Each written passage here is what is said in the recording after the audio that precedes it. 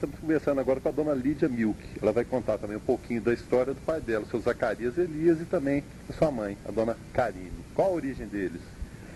O meu pai, ele é sírio, original da Síria, da cidade de Safita, e onde ele foi também prefeito na cidade de Anjuran, que naquela época era uma aldeia pequena, foi na época da Primeira Guerra Mundial. Então lá ele participou como prefeito da cidade. Ele fez as primeiras construções em pedra de calcário, que eram pedras, igual hoje são feitas, como antigamente era feito as mesquitas, com o teto abobadado, redondo, formas de arco muito alta. Mas ele fez no sentido de mandar alguém fazer ou tinha algum conhecimento técnico da coisa não, também? Ele não tinha, não, ele mandou fazer. Ele acompanhou o desenvolvimento da aldeia dele, mandando fazer essa construção que está lá até hoje, muito bonita, e que eu me emocionei muito quando eu a vi. A senhora esteve lá quando? Eu estive lá em 1998. E qual o sentimento? A senhora sentiu em casa também, como a senhora sente aqui no Brasil ou não? Muito emocionada, senti assim, uma grande emoção de conhecer os meus irmãos que ficaram lá. Porque quando meu pai veio para o Brasil, ele era viúvo e deixou 3 filhos, um homem e 2 mulheres. Os nomes deles? O nome do meu irmão é Zacur também, Zacur Elias. Zacur seria Zacarias. E das minhas irmãs, uma era Sica e a outra Najib. Najib tudo bem, a gente escreve, mas Sica, como soleta pra gente. S-U-C-A-R, igual açúcar em inglês. Né? E ele deixou esses 3 filhos lá, veio para o Brasil para tentar a vida na América, como eles falavam antigamente, né? Porque a América era um continente super desconhecido para todos e era um tipo de um novo Eldorado, né? Um novo Eldorado, que eles poderiam ganhar muito dinheiro, porque depois da Primeira Guerra Mundial ficou muito difícil para eles lá, que não tinham muito trabalho, né? Certo. E ele tinha alguma referência ou não? Ele veio aventurando mesmo? Ele veio aventurando. Ele chegando aqui no Brasil, primeiro ele foi para os Estados Unidos, a senhora sabe onde lá em ele desembarcou? Nova York. Ele ficou 1 ano lá, depois que a esposa morreu, ele voltou para a Síria. Depois que a esposa faleceu, ele veio para o Brasil. Aí ele não quis, os filhos ficaram, porque eram pequenos. Certo. E o Brasil também sem referência, na aventura pura? Sem referência nenhuma. Veio ele e depois vieram os primos dele, que seriam Razi Elias, Aquiles Elias, Miguel Elias e Carlos Elias. Certo. Que são os primos dele que vieram também juntamente com eles para o Brasil. Mas aí já vieram na situação mais fácil, que ele já deu sustentação para esse pessoal aqui, né? Não, ele não deu sustentação para eles vieram juntos. Ah, tá, vieram juntos. Pelo que você estava falando, você tem que ter vindo primeiro depois quando eles chegaram no Brasil, eles ficaram sabendo em São Paulo da trajetória da estrada de ferro, da época da estrada de ferro, do caminho da estrada de ferro, que traria até Goiás.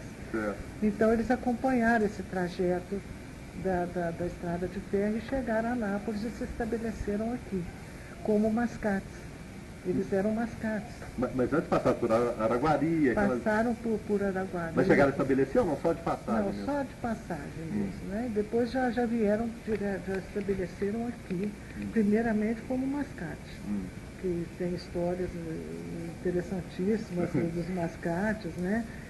E depois ele se estabeleceu aqui como comerciante. Comerciante de que ramo? No ramo de atacadista. Antigamente o atacado aqui era tudo.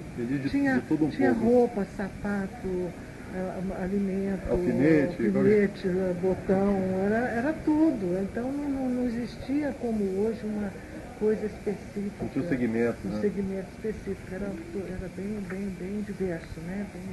Tinha de tudo. Era uma cidade muito pequena, então tinha de tudo. vamos dizer assim, que ele mascateou durante muitos anos. Depois ele conheceu a minha mãe em Uberlândia e casou-se com a dona Karine, né? Casou com a dona Karine. É, E os filhos nasceram em Uberlândia mesmo? Não, nós todas nascemos aqui em Ele Anápolis. trouxe ela de Uberlândia para cá, então? Já trouxe de Uberlândia para cá com uma filha que seria a Aramza, que ela também era viúva no Líbano e veio para o Brasil. Como se soleta Ramsey? Ramza. Ramsey. Ramza. Então ela já veio para o Brasil, ela veio para Anápolis já com meu pai casado com a minha mãe. E a origem dela era síria? Ela era libanesa. Libanesa? Eles eram de Trípoli, no Jaci, do Líbano, minha mãe. E essa minha irmã que nasceu no Trípoli. E depois, aqui no Brasil, então, depois que eles se casaram, eles tiveram as 3 filhas, né? Que seria Nájila, Jamila e Lídia. Pela ordem, da mais velha para a senhora caçula. E acho que aí começou a nossa vida. Ele era um pai muito querido, muito amoroso, um grande comerciante, mas um pai assim, muito dedicado de nos ensinar a falar inglês, de nos ensinar tarefas da escola, que ele era uma pessoa que tinha cultura. E ele tinha essa disposição mesmo depois de trabalhar o dia todo, ainda chegar em casa? Sim, ele nos esperava na porta de casa de braços abertos para nos jogar para cima quando chegava da escola. Então ele era uma pessoa muito esclarecida e ele assinava os jornais árabes e revistas árabes de São Paulo, por exemplo, que demorava a chegar, mas chegava os jornais, as revistas árabes, todas, ele lia as notícias e repassava para os... Ele não queria perder a referência da referência, então ele assinava esses jornais de São Paulo, que tinha na época, ou não sei se ainda tem, mas deve ter, só árabe. E ele então lia e repassava para a colônia árabe daqui as notícias. Ele ainda divulgava, né? Divulgava. E depois ele participou também da União Síria, aqui em Anápolis, né, que eu não vou te dizer o nome do presidente, do vice, que você vai procurar num outro livro de história de Anápolis. Não, tranquilo, mas ele só que ele participou como chanceler. Ele era o chanceler dessa diretoria. Por quanto tempo, senhora? Por muitos anos, eu não me lembro mais. Eu era muito pequena, acho que nem tinha nascido. Bom, eu ouvi pela história de Anápolis essa coisa. E ele tem até uma foto que eu posso até procurá-la, mas eu acho que no museu acho que tem, mas eu tenho essa foto também de toda a colônia árabe de Anápolis que foi pioneira. Foi pioneira. Foi pioneira. Nossa, ótimo. Agora a questão dos filhos que estavam lá, ele nunca quis trazê-los para cá? Quis trazê-los, mas a família da esposa não deixou. Então eles ficaram sempre lá. Ele mandava financeiramente para sustento deles lá, mas eles nunca vieram para o Brasil e nem meu pai voltou para lá. Nunca mais viu filho? Nunca mais. E nós, os descendentes, é que fomos lá para vê-lo, para conhecê-lo. Para resgatar um pouquinho da história. Mas eles nunca se interessaram em vir aqui no Brasil. Bom, lá ele tinha filhos, né? Aqui ele só teve filhas. Lá ele teve um filho só. Então, que a questão a questão do árabe é muito ligada ao filho para dar continuidade também aos negócios. Pois é. Como ele lidava com isso só com filhas aqui? Pois é uma coisa inexplicável, né? Porque geralmente o árabe, o primeiro filho sempre é o clã da família, né? E ele não, ele se adaptou muito bem aqui com nós, e com os genros também, né? Os genros eram muito Houve bons, integração, então? Integração com os genros, com a gente, então ele ficou muito bem. Mas vocês chegaram a participar do dia a dia dos negócios ou não? Ou ficou restrito aos genros? Quando vocês casaram, os genros participaram? Não, ninguém. Porque eles não deixavam, vocês não queriam? Só um dos genros mais velhos, que é o marido da dona Aranza, que trabalhou com ele em um período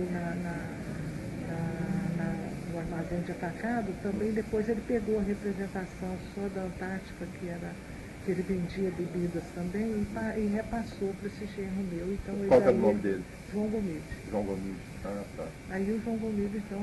João Gomide é pai do Rubens? Não, é tio. Tio? Tio dele. Então eu tenho 2 irmãos casados com 2 irmãs. Era João Gomídio e José Gomídio, casado com a Teranza e Jamila. E a Nájila, minha irmã mais velha, era casada com um árabe também, com o Antônio Damião, Antônio Ranati, que é parente dos Rajá. E eu casei com o Milk. Milk, né? Mas meu marido, o marido da Nájila, nunca teve negócios com meu pai. Ele dava uma empurradinha, mas era um negócio à parte. E perguntei para a dona Sularne, a senhora se lembra de alguma história engraçada dessa época, da infância, ou que tenha se passado com seu pai? Olha, da época dele ser mascate, por exemplo? Por exemplo, alguma história que ele tinha contado. Ele era contador de histórias. Até aquela música, naquela mesa está faltando ele, porque ele exigia que todos nós sentássemos na mesa com ele, nas refeições, e ali ele contava as histórias dele, as passagens dele pelos Estados Unidos, aqui quando ele chegou aqui no Brasil, que, por exemplo, ele nos Estados Unidos, ele não sabia andar, nunca tinha visto túnel na vida dele. Eu fico imaginando a situação, sem saber a língua, sem saber nada. Ele entrou num túnel com a malinha de mascate dele. Só que o túnel só cabia o trem que passava por ali. Quando ele ouviu o barulho do trem atrás dele, ele se desesperou, ele não tinha para onde ir. Ele simplesmente pulou e ficou embaixo do trilho. Meu Deus. Sabe? O trem passou, quer dizer, foi uma sorte muito grande dele. Que ele não era muito gordinho também não, né? Não. Então ele foi saber o que era um túnel. Ele nunca tinha visto isso. Inocência total, né? E depois aqui no Brasil também houve algumas passagens que muitas, e que dia que eu estou me lembrando agora, foi de quando ele estava num mato, porque eles iam a cavalo, né? No cerrado, né? E deu muita fome e eles não tinham nada para comer. Então eles bateram num casebre para pedir alguma coisa para comer, porque eles pagavam. Né? E o homem, também na inocência dele, não sei, não tinha o que dar para eles, foi lá dentro, pegou um pedaço de rapadura e um pedaço de cana. E chegou com os dois, e ele achou que ele fosse jogar uma pedra nele e bater nele com a pau. Nunca tinha visto rapadura na vida, nem cana. E saíram correndo e largaram. Essa foi ótima. São coisas assim que ele contava, e dentre essas muitas outras. Então a gente tem muita lembrança gostosa do meu pai, que ele era um homem maravilhoso. E para finalizar, fala um pouquinho da dona Carine. A minha mãe sempre foi uma mulher muito rígida. Ele era muito amoroso, muito aberto, muito dedicado. Era o inverso. E ela era, não sei se é porque ela foi uma pessoa muito sofrida, ela veio para o Brasil, que a irmã dela morava em Uberlândia, e trouxe ela e a filha de favor, né? Então ali ela trabalhou muito, trabalhou como costureira, trabalhou para sustentar a filha. Foi sofrido mesmo. Muito sofrida. Ela vivia na casa dos irmãos, um dia uns meses na casa de um, uns meses na casa do outro. E depois disso ela se tornou uma mulher muito fria, muito rígida, muito... Ela criou uma defesa, né? Vamos falar assim. Uma defesa.